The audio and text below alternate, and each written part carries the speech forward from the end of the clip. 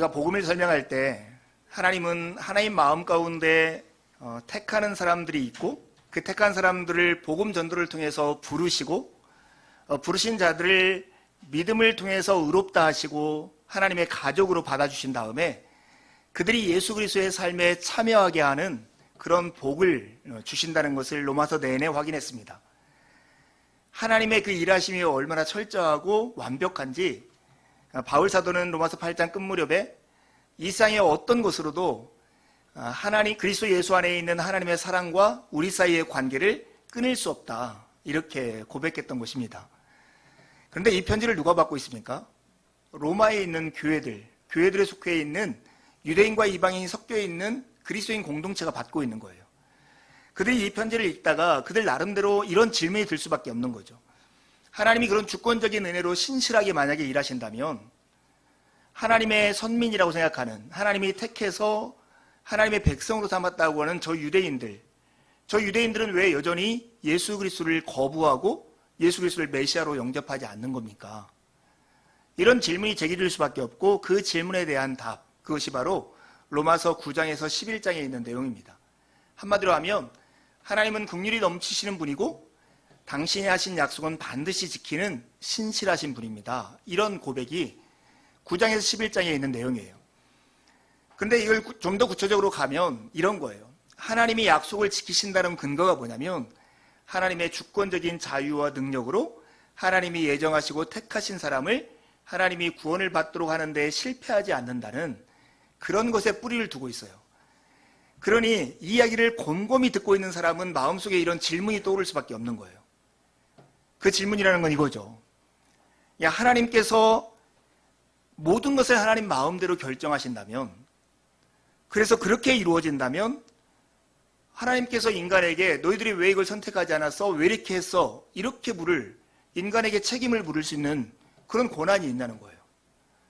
하나님이 마음대로 했으면 하나님이 책임을 지셔야지 왜 인간에게 책임을 묻느냐, 이렇게 묻고 있는 장면입니다.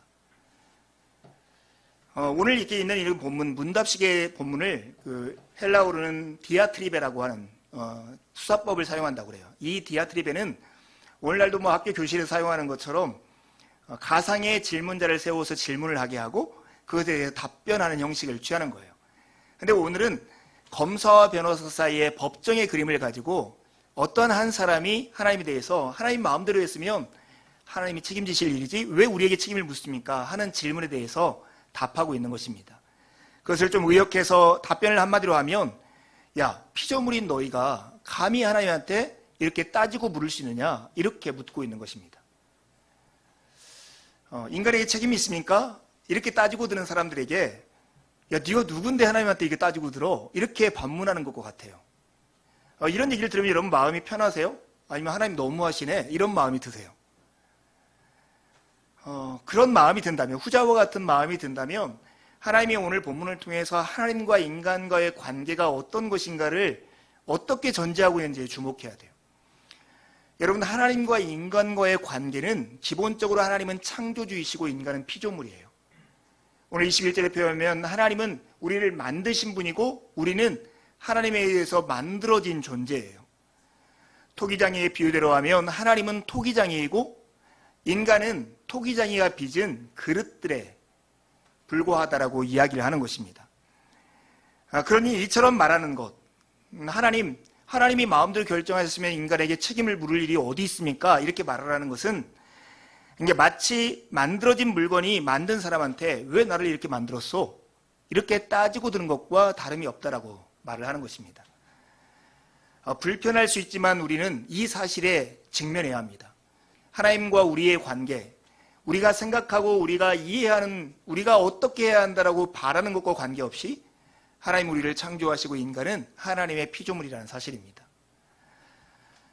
여러분, 우리가 지금 힘써 하나님을 알자라고 하는 책을 같이 읽으면서 성경을 읽어나가고 있습니다. 그 책에 보면 인간이 저지른 첫 번째 죄, 인간이 거절했던 첫 번째 교리를 심판의 교리라고 가르치고 있습니다. 하나님이 우리의 심판자의 자리에서 우리의 옳고 그름을 구분하는 자가 아니라 지금 이렇게 따지고 들어가는 질문 속에 잘 살펴보면 우리가 재판장에 앉고 하나님이 피고석에 앉아서 우리가 하나님이 옳다 그르다를 판정하고 있는 것이라는 사실입니다. 이것이 인간의 마음 가운데 하나님과의 올바른 관계를 막고 있는 첫 번째 바리케이터와 같은 거예요. 하나님을 하나님으로 인정하지 않는 것, 하나님을 창조주로 인정하지 않는 것, 그것이 그래서 하나님의 심판의 교리를 받아들일 수 없는 것, 그것은 하나님을 신뢰하고 하나님과 온전한 관계 가운데 나아가는 첫 번째 방어벽과 같은 것입니다. 여러분, 이런 질문이 들 수 있죠. 하나님이 하나님 마음대로 하고 하나님의 뜻을 반드시 이루심에도 불구하고 정말 그렇고 하나님이 능력이 있으신 분이라면 왜 우리 삶에 이러한 악한 세상이 있고 못된 사람이 있는가? 이런 질문을 던질 때 이런 질문에 대한 적절한 답이 하나 있습니다. 그게 바로 C.S. 루이스가 했던 답변이에요. 순전한 기독교에 보면 C.S. 루이스가 이렇게 얘기해요. 어떻게 하나님이 마음대로 당신의 뜻을 이룬다면 인간이 하나님의 뜻을 거역하며 살아갈 수 있습니까? 그래? 그렇다면 집에서 이루어지는 일을 봐라. 엄마는 분명히 자녀에게 이렇게 명령했어. 그리고 엄마는 당신의 뜻을 반드시 이룰 거야. 오늘부터 내가 네 방 청소 안 해준다. 네 스스로 네 방을 반드시 청소해야 돼. 근데 다음날 가봤더니 그 방이 엉망진창인 거예요. 청소가 안 되어서 막 돼지우리 같은 거예요. 그런 일이 일어날 수 있을까요? 엄마가 그 힘의 권력자인데요. 그 집에 엄마 마음대로 할 수 있는데요. 밥을 안 줄 수도 있고 용돈을 안 줄 수도 있고 집에 쫓아낼 수도 있는 권한이 있는데도, 그리고 엄마는 그런 뜻을 정했는데도 자녀가 그 말을 지키지 않고 방을 어지럽힐 수 있다는 거예요. 왜요? 그것은 엄마가 자녀에게 자유의지를 주었기 때문에, 그 말을 순종할까 순종하지 않을까 하는 선택의 권리를 줬기 때문에 그 일이 가능하다는 것입니다. 하나님의 당신의 뜻을 정하시고 그 주권적인 역사로 일을 이루어나가시는데도 불구하고 하나님의 뜻대로 일상이 되어지지 않고 여전히 인간의 부패가 남아있을 이유, 그것을 한마디로 하면 인간에게 자유의지가, 선택의 권리가 주어져 있기 때문이라는 것입니다. 왜 하나님은 그러면 그렇게 악을 저지르지 못하도록 만들어버리지 왜 그렇게 선택의 권리를 줬을까? 여러분, 이런 질문 던져봤습니까? 이 질문에 대한 신학자들의 가장 보편적인 대답은 하나님은 인간을 기계적인 관계로 만나고 싶은 게 아니라 인격적인 관계로 만나고 싶기 때문이라는 거예요. 기계는 내가 명령하는 대로 프로그램을 해놓으면 그대로 움직이는 거죠. 그런데 인격은 설득과 감동이 필요한 거예요. 대화가 필요하고 갈등이 필요한 거예요. 그런 관계를 통해서만 온전한 사랑의 관계라는 것은 성립할 수 있는 것입니다. 우리를 인격으로 대하시고 그러기에 우리에게 자유의지를 주신 하나님, 그러기에 하나님은 주권적으로 우리 가운데 일하시지만 여전히 인간 안에는 악한 본성과 죄악된 세상이 존재한다는 현실이 있을 수밖에 없다는 것입니다. 여러분, 한번 대답해 보십시오. 흙을 가지고 자기 마음대로 그릇을 빚을 권리가 토기장에게 있다면 창조주 하나님께 그럴 만한 권리가 없겠습니까? 하나님에게는 그보다 더 큰 권리가 있는 것입니다. 하나님은 창조주이시고 우리는 피조물입니다. 하나님은 인간의 손에 의해서 만들어진 신이 아니라 친히 인간을 창조하신 그런 하나님이십니다. 그러기에 그분은 우리를 향해서 그런 권리와 권한을 가지고 있습니다. 토기장애와 이 진흙, 토기의 비유는 사실은 이사야 45장 9절에 있는 말씀을 배경으로 해요. 거기에 보면 이스라엘 백성들이 하나님의 구원하시는 능력과 신실함을 믿지 못하고 자기 나름대로의 구원의 방편을 찾아서 이곳저곳 기웃거립니다. 이웃의 도움을 줄 나라들에게 도움을 청하고 자신의 간과 쓸개를 다 빼주면서 그들의 도움을 요청해요. 그것을 보면서 하나님께서 나를 이렇게 판단하고 나를 이렇게 정죄하고 나에게 능력이 없다라고 말을 하는 너희들은 토기야. 난 토기장이고 너희들이 이렇게 판단하고 어리숙한 결정을 하는 것이 너희를 파멸로 이끌고 말 거야. 이렇게 말하는 것이 토기장애와 진흙의 비유입니다. 사랑하는 여러분, 오늘 이 말씀 앞에 서서 우리가 제일 먼저 기억해야 할 것, 인간에게 진짜 복음이 무엇인가를 생각해 볼 필요가 있습니다. 창세기 3장에서 인간의 죄는 인간이 하나님 노릇하려고 하나님처럼 되려고 하는 것이 죄의 뿌리였습니다. 이 선악을 알게 하는 나무의 열매를 따먹으면 너희들이 눈이 밝아져서 하나님처럼 될 것이라고 하는 그 유혹에 끌려서 인간은 죄를 범하게 되었습니다. 그런데 거꾸로 생각해 보면 인간은 하나님이 아니라 하나님이 아니라고 하는 사실이 사실은 복되고 기쁜 소식이라는 걸 여러분 아십니까? 만약에 우리가 하나님이 되어서 우리의 삶과 우리의 미래를 우리의 손과 우리의 능력과 우리의 지혜로 전부 다 결정하고 움직이고 판단해야 한다고 하면 우리의 삶에 어떤 일이 일어날까요? 이번 주 어떤 분이 찾아와서 대화를 하는데 자기 가까운 한 분이 자율신경계에 문제가 있다라고, 그래서 굉장히 어려움을 겪고 있다라고 얘기를 하더라고요. 예, 장 목사님이 있는데 제가 이런 얘기해도 좀 틀린 거 나중에 교정해 주세요. 그러니까 우리 몸속에 있는 이 자율신경계는 우리의 의지나 우리의 명령이나 우리의 선택이 아니라 스스로 움직이게 하는 그런 기능을 하는 신경계예요. 그래서 우리 심장이 뛰는 것도 자율신경계에서 움직이고 그러는데 이 자매는 이것이 혼란을 일으켜서 어떨 때는 몸이 완전히 움직이지 않고 장기가 제대로 작동하지 않아서 옆에서 누가 있어서 침을 놓고 막 응급조치를 하지 않으면 죽을 위기를 경험할 때가 있다는 거예요. 내 심자가 뛰어라 매번 선택하면 여러분 산다면 우리 인간은 어떻게 될까요?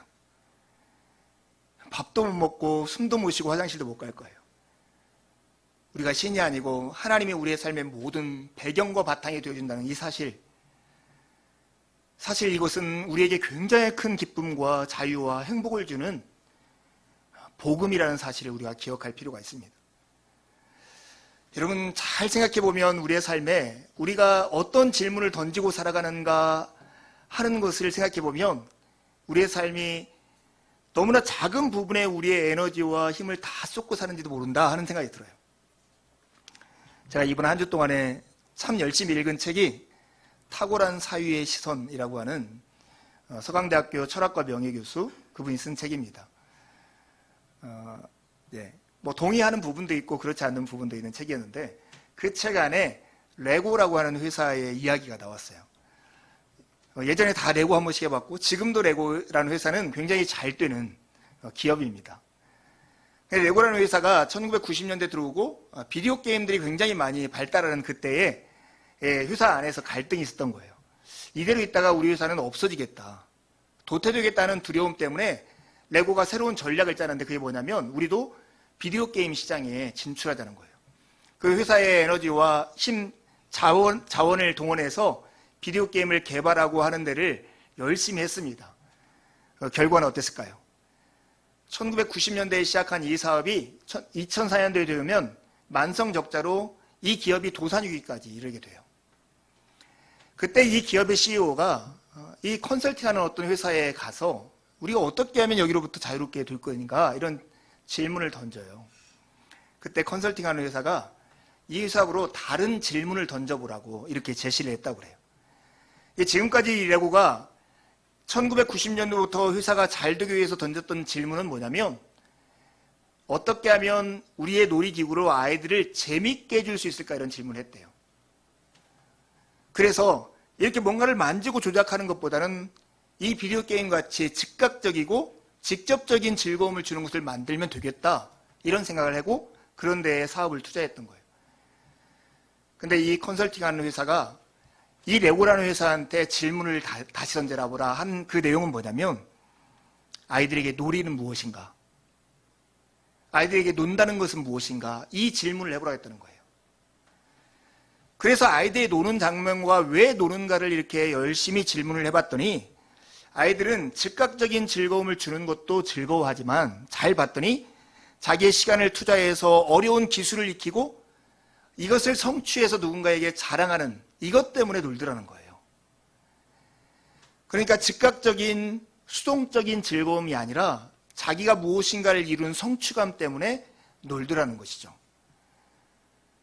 그래서 그렇게 보면 비디오 게임처럼 쉬운 게임의 동작이 아니라 레고처럼 어려운 과정을 이렇게 이루어서 이걸 조합했더니 성취감을 느끼고 나 이거 만들어서 이 자랑하는 것이 아이들을 훨씬 더 흥분되게 하고 만족감을 느끼는 놀이라는 거예요. 그래서 레고가 다시금 회사의 정책을 바꿔서 예전 방식으로 그러나 더 특별한 것들을 만드는 레고의 시스템을 만들어서 여기까지 이르렀다 하는 거예요. 제가 이 이야기를 읽으면서 그리스도인이나 평상시 우리가 살아가는 삶에서도 이런 질문을 던져야겠다. 어쩌면 질문을 바꿔야겠다는 생각이 들었습니다. 대부분 다 우리는 어떤 질문을 하냐면 어떻게 하면 돈을 많이 벌 수 있을까?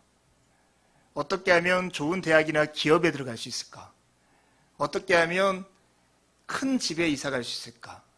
뭐 이런 현실적인 질문들을 많이 해요.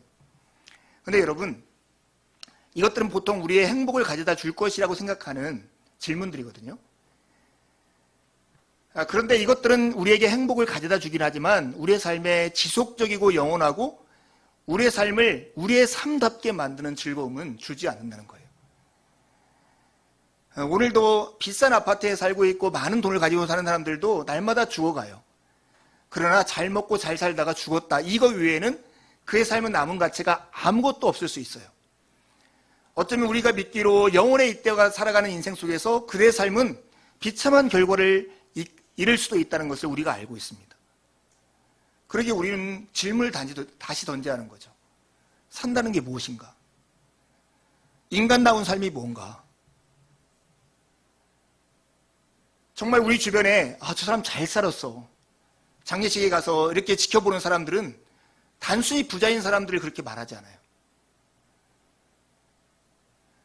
제가 최근에 죽음을 경험한 중에 가장 눈물이 많았던 죽음은 제 바로 손윗동서의 죽음이었습니다. 58에 폐암에 걸려가지고 어렵게 살다가 세상을 떠났어요. 근데 그 장례식에 오는 사람들마다 너무나 많이 울었고 이게 보내드릴 때도 정말로 많은 사람이 가서 슬퍼했어요.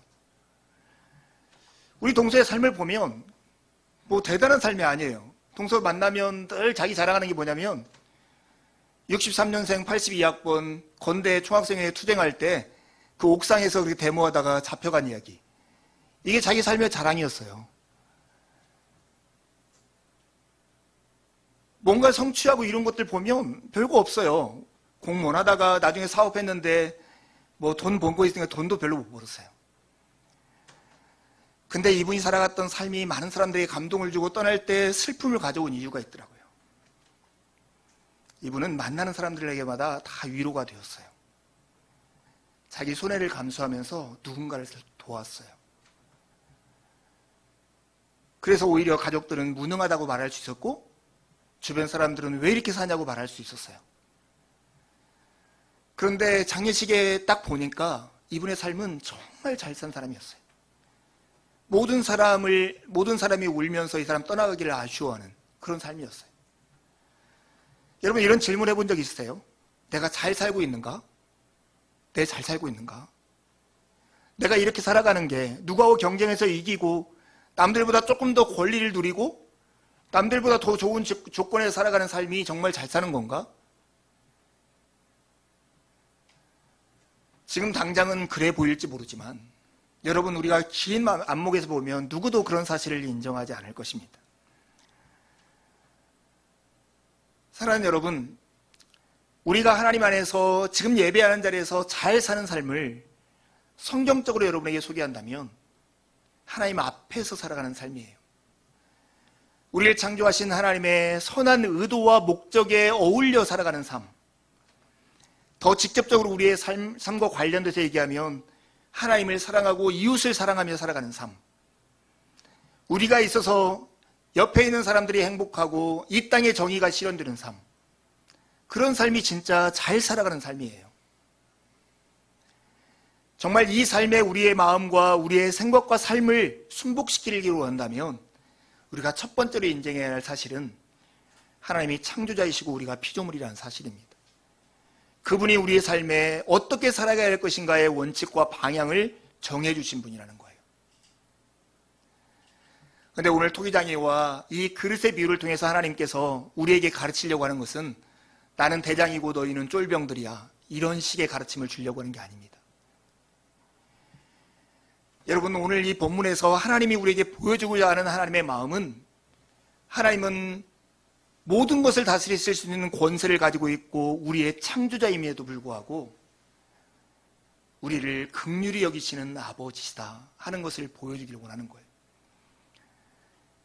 여러분 오늘 본문에 보면 24절부터 24절에 보면 창조주 하나님이 피조물을 대하는 방식이 나와 있어요.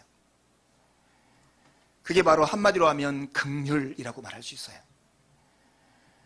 하나님의 긍휼이 우리 가운데 부어짐에도 불구하고 그 긍휼을 담아내지 못하는 진노의 그릇들과 하나님의 긍휼이 하늘에서 하늘문이 열리고 소낙비처럼 내릴 때 그 긍휼을 담아내는 그릇, 진노의 그릇과 긍휼의 그릇에게 하나님이 어떻게 행하시는지가 나타나 있습니다.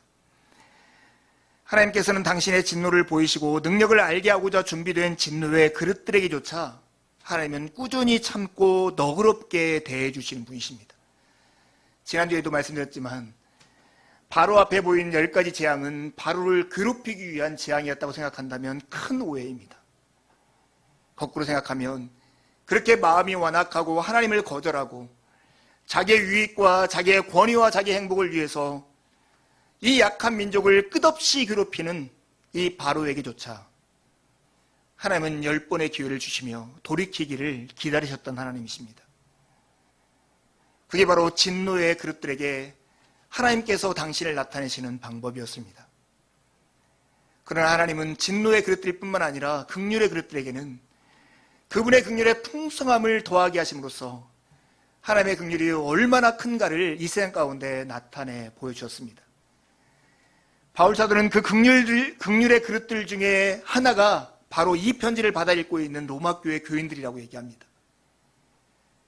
원래 하나님을 알지 못하는 사람들, 하나님의 백성이 아니던 사람들, 하나님의 사랑을 받지 못하는 사람들, 하나님의 사랑을 받을 자격과 조건이 없는 사람들에게 하나님은 긍휼을 베푸셔서 오늘 긍휼의 그릇들로 서 있게 하셨다라고 말씀하십니다.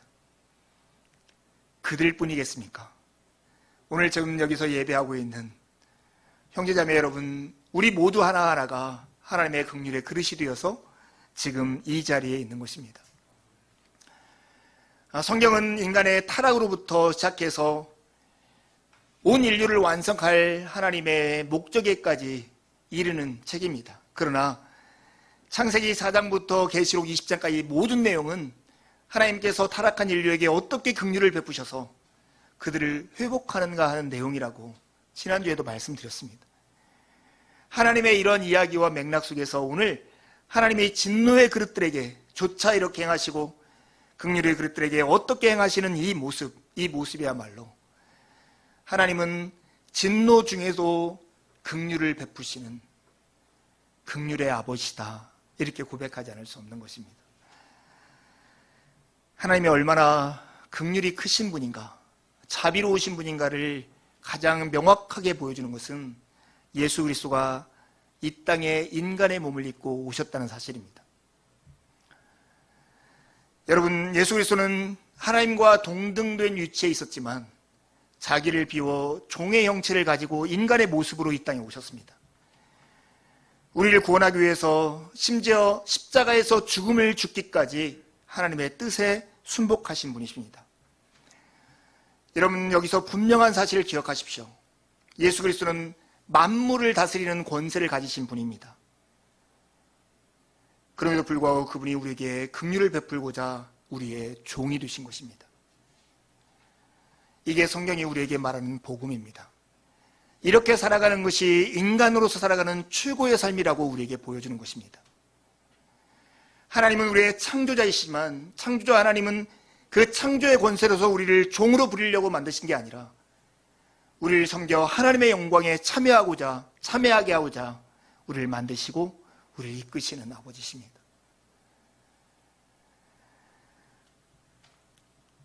예수님이 십자가를 참으시고 부끄러움을 개의치 아니하시고 당신을 알아보지도 않고 당신을 영접하지도 않고 멸시하고 박해하고 고문하고 심지어 죽이는 세상에 당신의 긍휼을 보여주기 위해서 오셨다는 이 사실 속에 하나님이 그 큰 능력을 가지고 우리에게 어떻게 대하시고 있는 모습이 그냥 그대로 나타나 있다는 것입니다.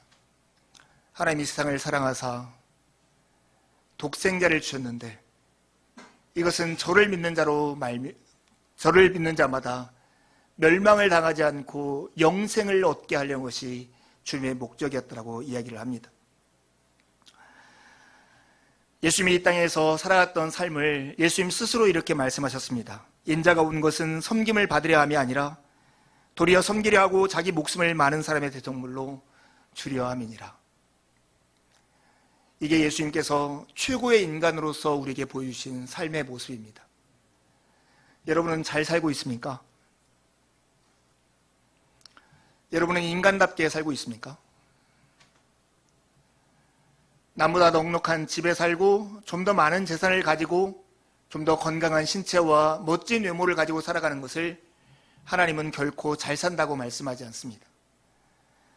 주님께서 우리에게 행하셨던 것처럼 우리가 이웃들에게 행하며 살아가는 그 삶을 잘 사는 삶이라고 우리에게 말씀하는 것입니다. 많은 사람들이, 특별히 예수를 믿지 않는 사람들 중에 하나님을 폭군처럼 이해하는 사람들이 있습니다. 저는 그런 사람들의 많은 예들은 하나님을 그렇게 이해하게 되는 그런 문화적인 동화 때문에 그런 생각을 하게 된다고 생각합니다. 그 사회가 폭군들이 지배하고 강한 힘을 가지면 누군가의 것을 빼앗아가는 세상 속에서는 하나님처럼 권위자에 대한 반감의식을 갖고 저항하기 마련입니다. 그러나 여러분의 주위에 정말 권력을 가지고 부자인데 여러분에게 선하고 착하고 여러분을 잘해주는 사람이 있다고 생각해 보십시오. 그 사람의 힘이 센 것이 여러분에게 저항거리가 아니라 오히려 가깝게 다가오고자 하고 싶은 마음의 동력이 될 거예요. 하나님은 전능하신 분이십니다. 그런데 하나님은 당신을 믿고 따르는 자들에게 선하신 분이십니다. 여러분, 하나님을 믿고 살아가는 데 있어서 우리의 마음의 갈래가 여기서 크게 갈라집니다. 하나님의 선하심을 믿느냐, 하나님의 선하심을 믿지 못하느냐. 이거에 따라서 하나님을 대하는 태도가 우리는 크게 달라질 수밖에 없는 것입니다. 하나님의 선하심을 믿고 사십시오. 저는 성경에 나와 있는 주님의 명령 말씀 중에 가장 마음에 섬뜩한 말씀이 하나 있습니다. 그게 바로 예수님이 병자들을 치유하시면서 하셨던 말씀, 내 믿음대로 될지어다 하신 말씀이에요.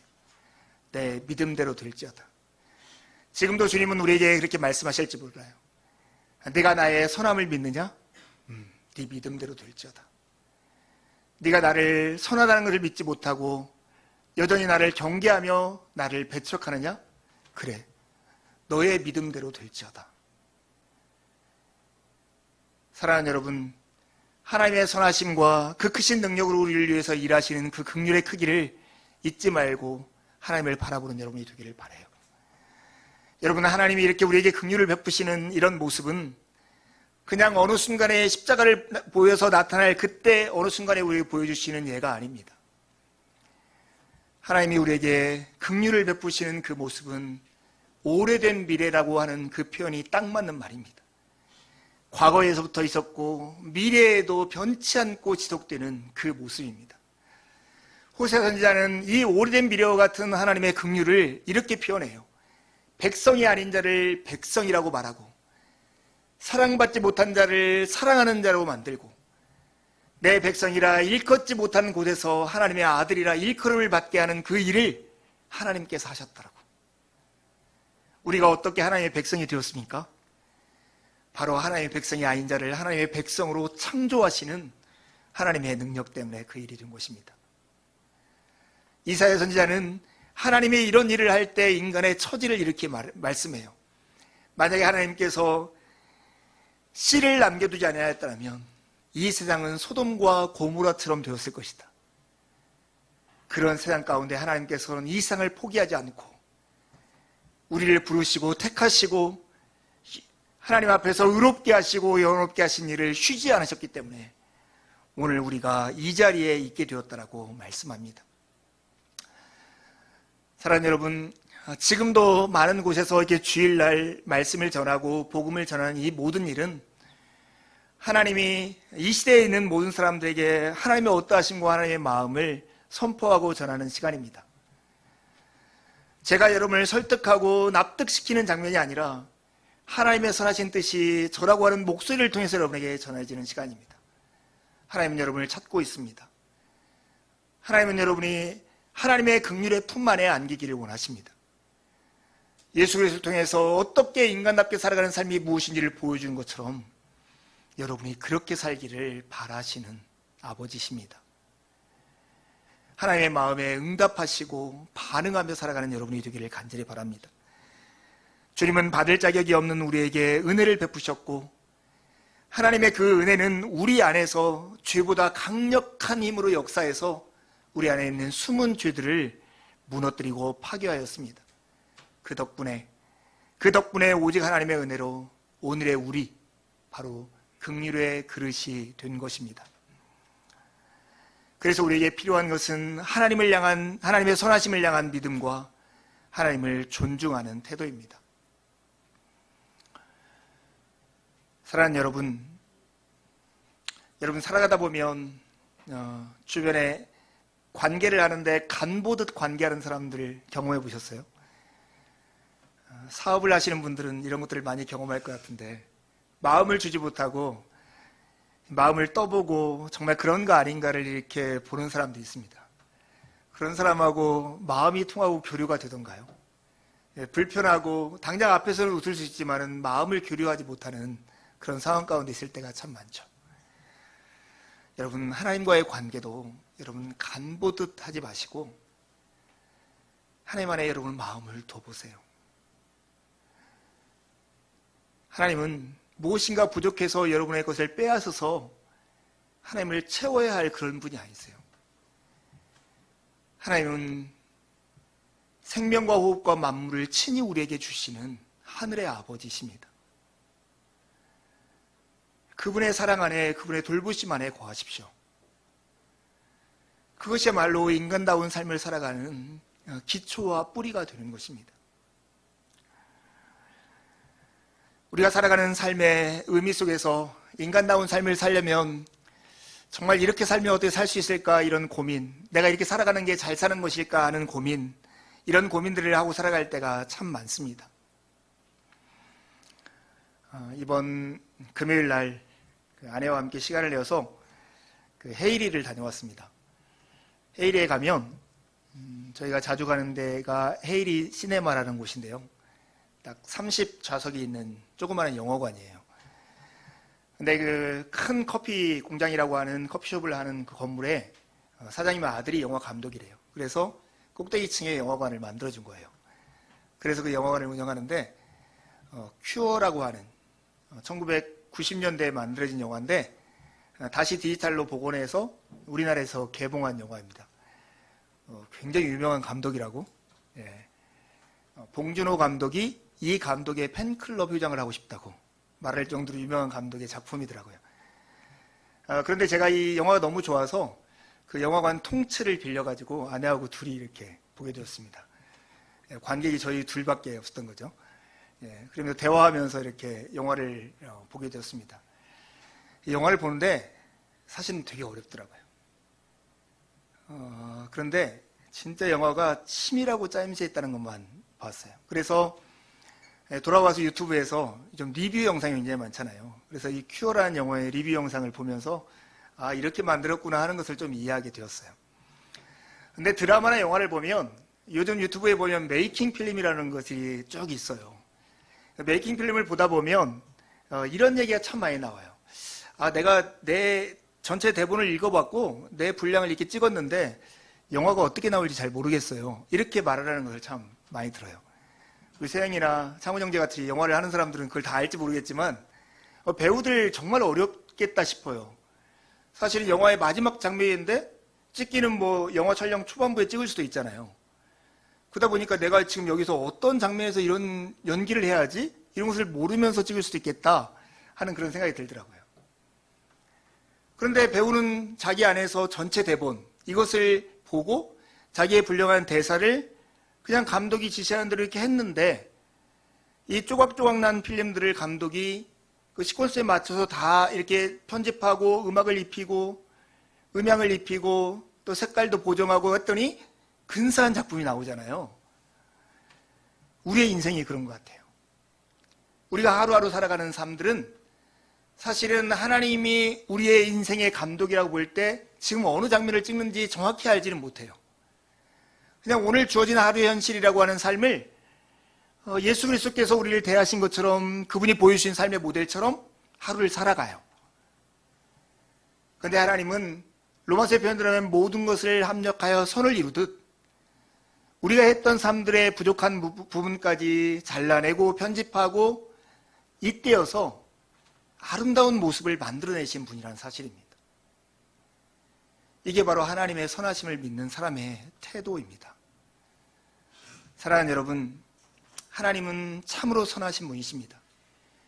그 하나님의 긍휼하심 앞에 여러분도 맞장구 치는 삶을 살았으면 좋겠어요. 고장난명이라는 말은 그 외손바닥으로는 소리가 나지 않는다는 말 아니에요. 고독한 손바닥으로는 소리를 낼 수 없다, 이런 뜻이에요. 하나님이 우리에게 아무리 정말로 긍휼을 베푼다 할지라도 우리가 준비된 마음 하나님에게 응답하지 않는다면 하나님의 은혜는 정처 없이 쏟아지는 소나기처럼 우리의 삶을 적시지 못할 거예요. 하나님의 은혜가 내리는 곳으로 뛰쳐나가서 그것을 담을 수 있는 긍휼의 그릇이 될 때 그 하나님의 은혜는 우리의 삶을 적시고 우리의 삶을 채우는 그 은혜로 작용하게 될 것입니다. 여러분, 하나님의 예정을 믿는다는 사람들 속에 많은 사람들이 마치 예정을 운명처럼 생각해서 거부하는 사람들이 있어요. 하나님이 로봇을 프로그래머 하듯이 너는 20살 때 뭐하고 30살 때 뭐하고 이렇게 정해놓은 것처럼 생각하는 사람이 많아요. 아니에요. 하나님은 우리를 향한 목적을 정해놓으셨어요. 우리 안에 인격을 주시고 자유로운 선택을 하게 하셨어요. 그러나 하나님은 결국 하나님이 우리를 이끌고자 하는 그곳으로 이끄는 데 실패하지 않는다. 이것이 바로 예정의 교리예요. 이 고백은 예수를 믿고 난 다음에 어떻게 내가 예수를 믿고 하나님의 은혜 가운데 거하게 되었지? 이렇게 질문하는 사람의 고백이기도 해요. 돌아보니 내게 자격과 조건이 없는데 하나님께서 나를 여기까지 인도하셨구나 하는 믿음에서 나오는 고백이 하나님이 예정하셨구나 하는 고백이에요. 이 고백이 우리에게 위로와 격려가 되는 이유는 뭘까요? 내가 자격과 조건이 없을 때 우리를 위해서 일하셔서 여기까지 이르게 하시는 하나님의 은혜와 긍휼이 그 하나님으로 말미암아 우리가 두려워하고 염려하고 우리가 걱정하고 불안해하는 그때 거기서도 동일하게 일하실 것을 믿을 수 있는 근거가 되기 때문에 그렇습니다. 고장난명의 삶을 사십시오. 하나님의 은혜에 여러분도 반응하며 살아가는 삶을 사십시오. 하나님을 존중하십시오. 하나님이 여러분을 대하셨던 것처럼 이웃에게 너그러워지십시오. 예수님이 여러분에게 보여주신 삶의 모습을 오늘 신실하게 살아가십시오. 그 삶을 하나님께서 아름답게 편집해서 하나님의 영광에 참여하는 삶을 만들어내고야 말 것입니다. 함께 기도하시겠습니다.